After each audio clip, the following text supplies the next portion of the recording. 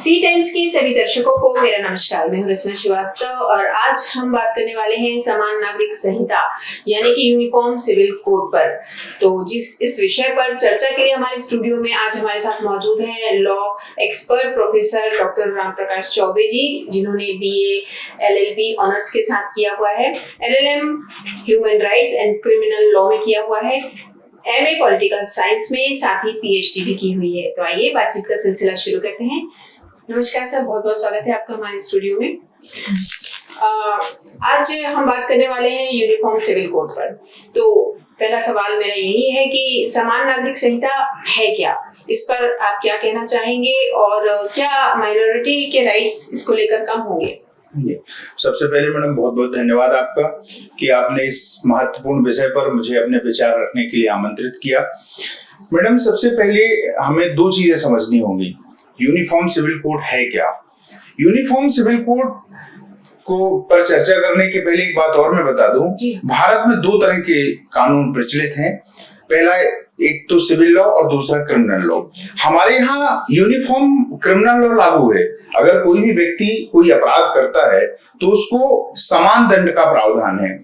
बहुत समय से, या यूं कहूं कि लंबे समय से, इस बात पर विवाद प्रचलित है कि यूनिफॉर्म सिविल कोड लागू होना चाहिए, नहीं होना चाहिए। तो हमें ये जानना होगा कि यूनिफॉर्म सिविल कोड क्या है। सिविल लॉ में जैसे मैरिज हुआ, उत्तराधिकार हुआ, सक्सेशन हुआ, और जो सिविल के जितने भी राइट हैं उस पर बहुत सारा हमारे यहाँ मतक है। पहला, जैसे विवाह को लेकर के, मैरिज को लेकर के हिंदुओं का अलग कानून है, मुस्लिम्स का अलग कानून है, पारसियों का अलग कानून है, यहूदियों का अलग कानून है। विधि आयोग ने एक सर्कुलर जारी किया कि सभी लोग इस पर अपने अपने विचार प्रस्तुत करें कि साहब यूनिफॉर्म सिविल कोड लागू होना चाहिए। यूनिफॉर्म सिविल कोड का तात्पर्य सिर्फ और सिर्फ इतना है कि भारत में, संपूर्ण भारत में सिविल राइट को लेकर के, सिविल अधिकारों को लेकर के सभी के लिए एक समान कानून बनाया जाना चाहिए। इस पर संवैधानिक प्रोविजन है। जैसे आपने एक सवाल पूछा कंसर्निंग कि इसमें क्या माइनॉरिटीज के राइट का वायलेशन होगा। मैडम, किसी के राइट्स का कोई वायलेशन नहीं होगा। कानून सबके लिए समानता है। जैसे आर्टिकल 14 जो है कॉन्स्टिट्यूशन का, ये हमें ये अधिकार देता है कि equality before law and equal protection before law. कानून की नजर में प्रत्येक व्यक्ति समान होना चाहिए। तो फिर अलग अलग व्यक्तियों के लिए, अलग अलग समुदाय के लोगों के लिए अलग अलग कानून क्यों बनाए जाने चाहिए? वो हिंदुओं के लिए भी वही कानून होगा, मुस्लिम्स के लिए वही कानून होगा, और जो अदर कास्ट हैं, चाहे वो सिख हो, ईसाई हो, पादरी हो, यहूदी हो, सबके लिए एक समान जो है कानून बनना चाहिए। यही शायद केंद्र सरकार की मंशा है। और मुझे लगता है, या बीइंग अ लॉ स्टूडेंट या बीइंग अ लॉ एक्सपर्ट, मेरा जो ओपिनियन है, किसी भी, ना माइनॉरिटीज के और ना ही बहुसंख्यकों के, किसी के भी कोई राइट्स इस पर्टिकुलर कानून के आने पर इन्फ्रिंज होंगे या समाप्त होंगे। बिल्कुल।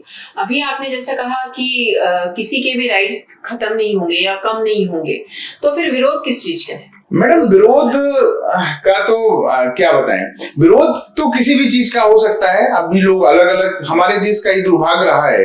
मैडम, आपको जान के आश्चर्य होगा, आर्टिकल 44 में, संविधान के आर्टिकल 44 में इसको शामिल किया गया है। आपको एक बात बता दूं, इसमें सेल वर्ड यूज किया गया है। इंग्लिश में दो वर्ड होते हैं, तो बिल और एक सेल, मतलब करेगा।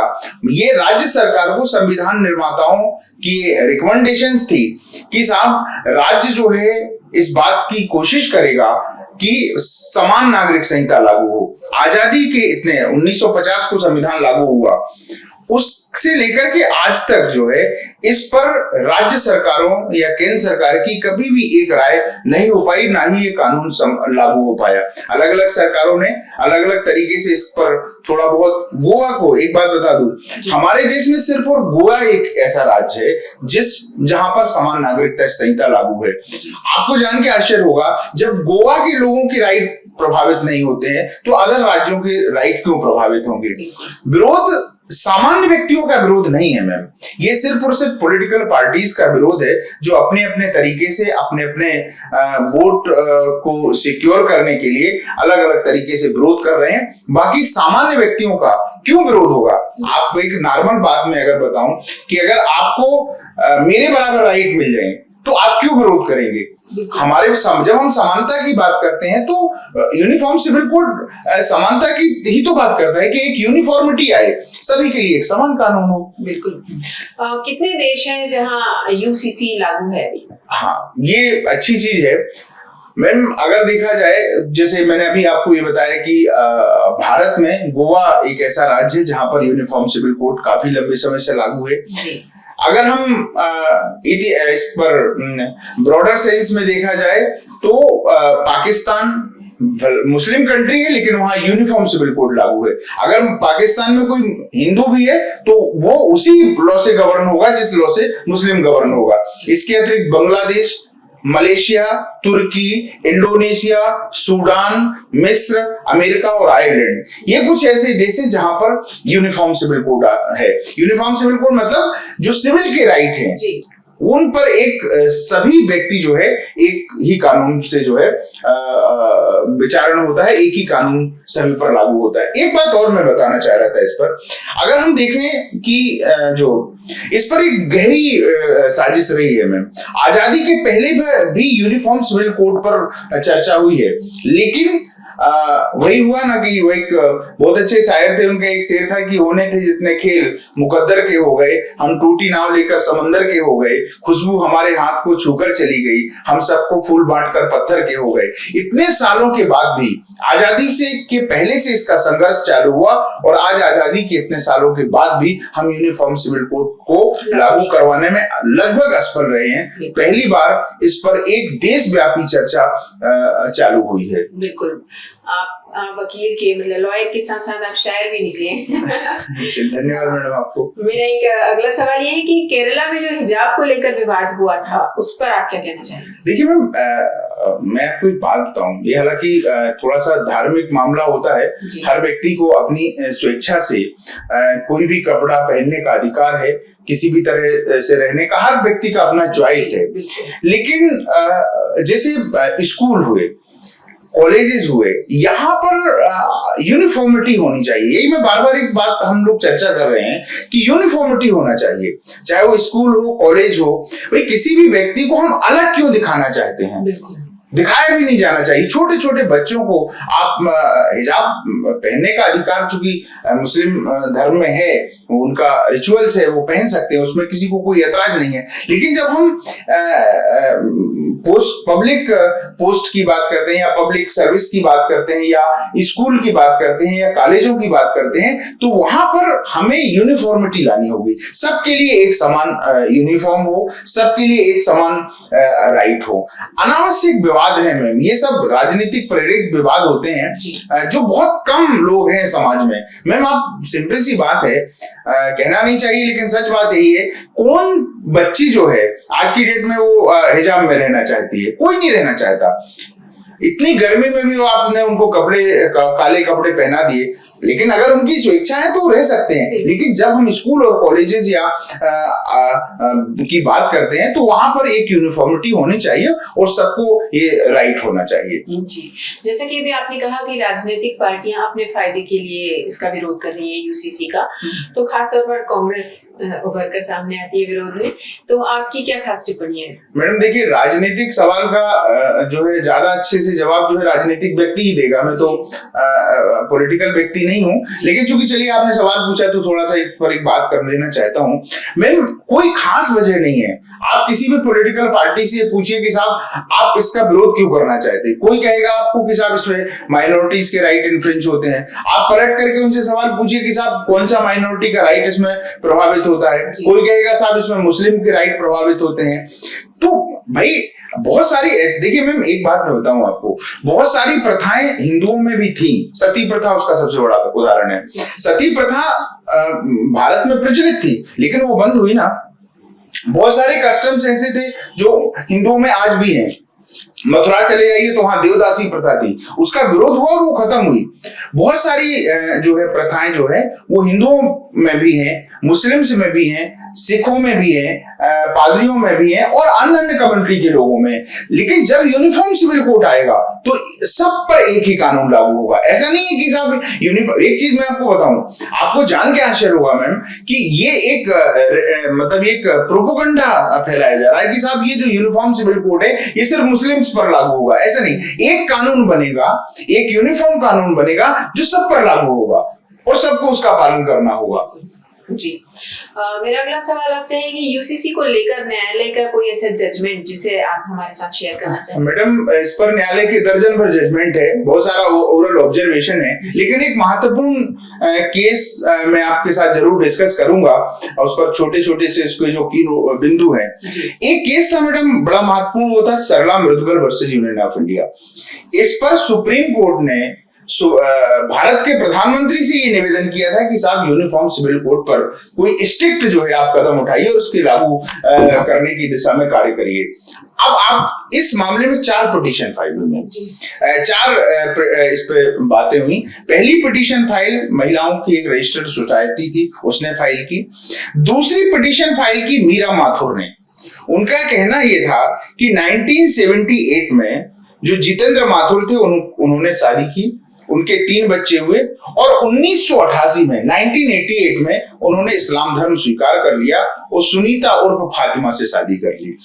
दूसरी इसमें पिटीशन फाइल हुई फातिमा की तरफ से और उनका ये कहना था कि जितेंद्र माथुर ने फिर से जो है हिंदू धर्म स्वीकार कर लिया और ये अपनी जो है पुरानी वाली पत्नी के साथ रहने लगे।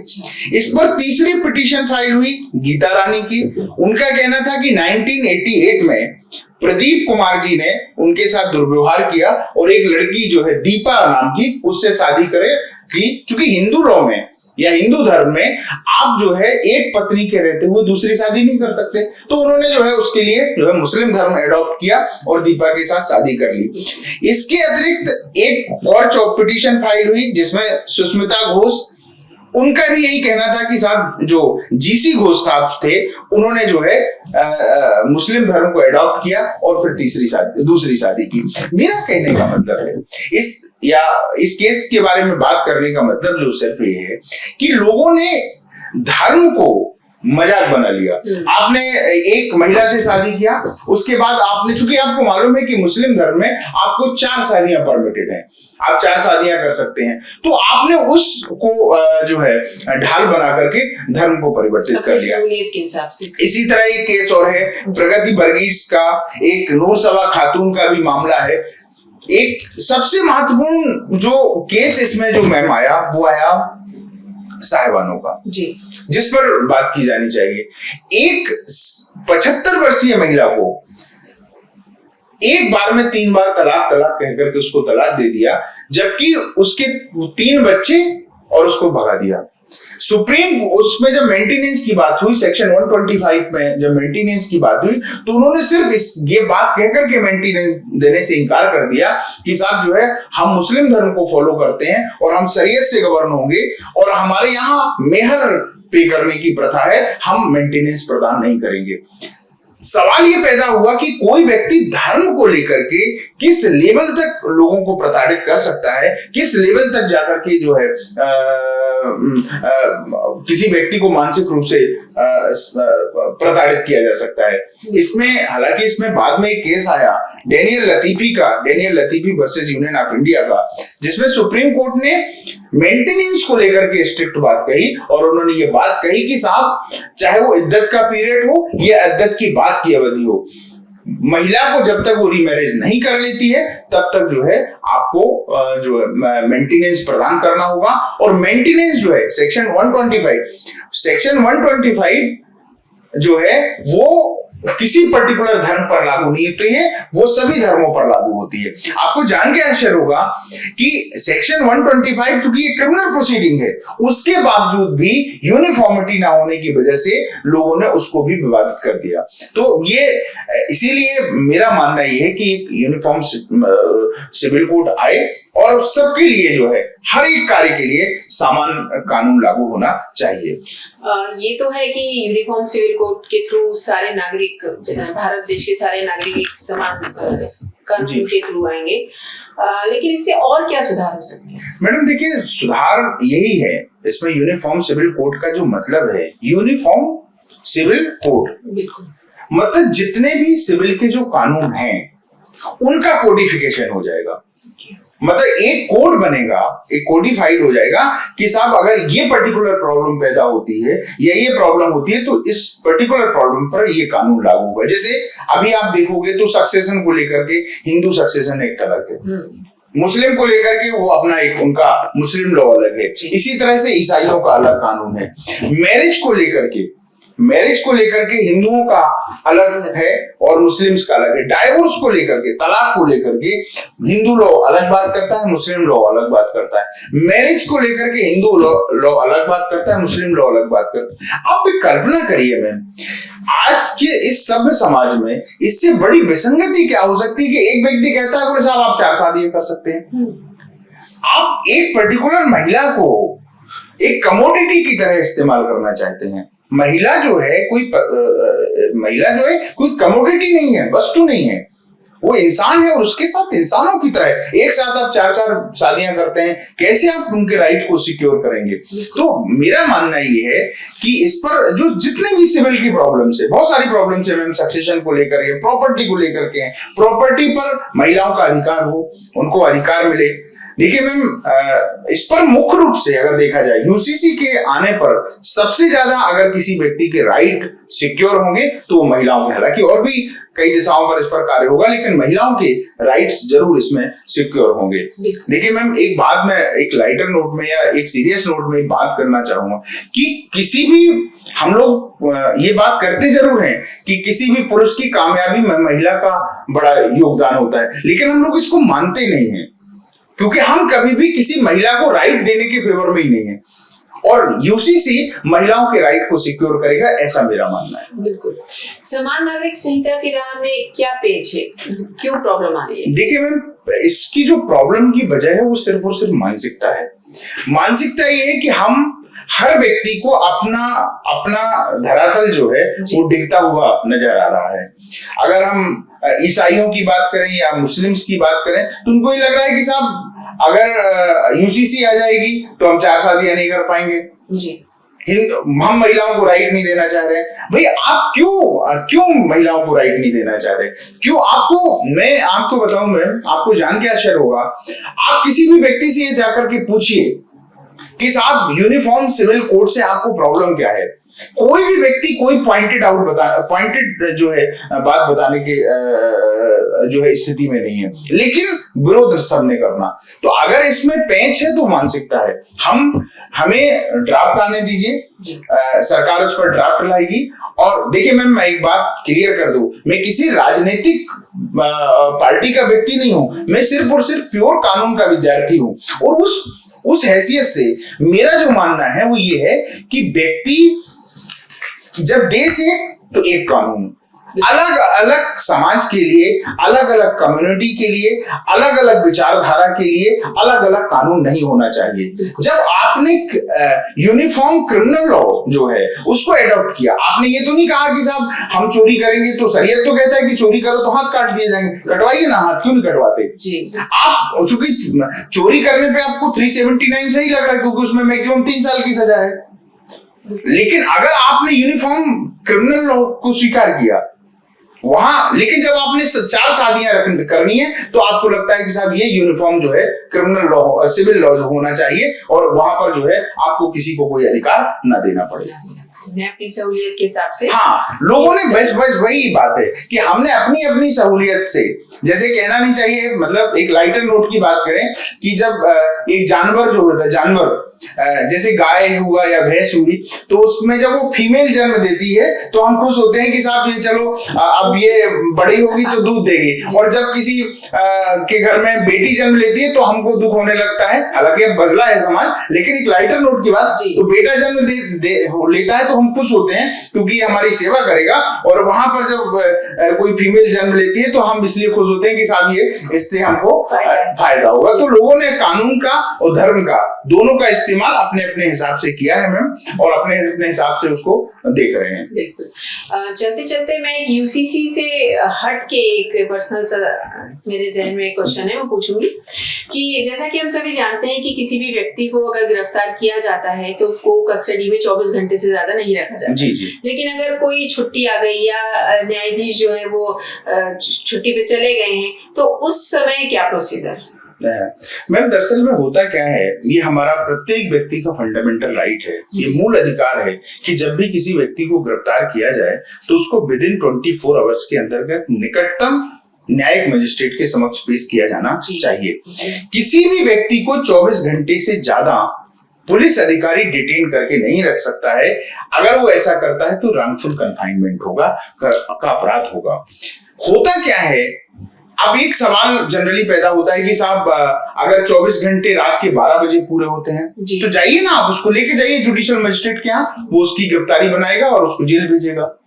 कई लोग ये सवाल पूछते हैं कि साहब जुडिशियल मजिस्ट्रेट नहीं है, चूंकि हम लोग यहाँ जबलपुर में रहते हैं, आसान है, बहुत सारे जुडिशियल मजिस्ट्रेट आपको मिल जाएंगे। लेकिन अगर आप छोटी जगह जाएंगे जहाँ जुडिशियल मजिस्ट्रेट, पता चला पूरे एरिया में एक ही जुडिशियल मजिस्ट्रेट का ऑफिस है, तो ऐसी स्थिति में आप एग्जीक्यूटिव मजिस्ट्रेट के समक्ष पेश करिए। लेकिन वही दुर्भाग्य है कि लोगों को कानून का ज्ञान नहीं है। एक पुलिस अधिकारी एक दिन व्यक्ति को गिरफ्तार करता है, 3 दिन तक उसको पीटता है, जितना पैसा उसको मिलता है वो उससे वसूल लेता है, उसके बाद 24 घंटे के पहले का टाइम डाल करके उसको न्यायालय में पेश कर देता है। तो ये दुर्भाग्य है कि हम कानून को हमें समझना होगा मैम।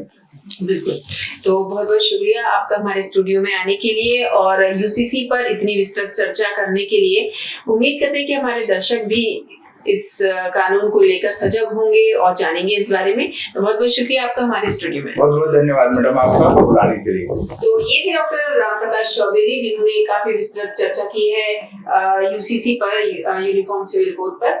तो उम्मीद करते हैं आपने जरूर लाभ उठाया होगा और आगे भी लाभ उठाएंगे। इसी तरह और भी जानकारियां लेकर हम आते रहेंगे। देखते रहिए जी टाइम्स। नमस्कार।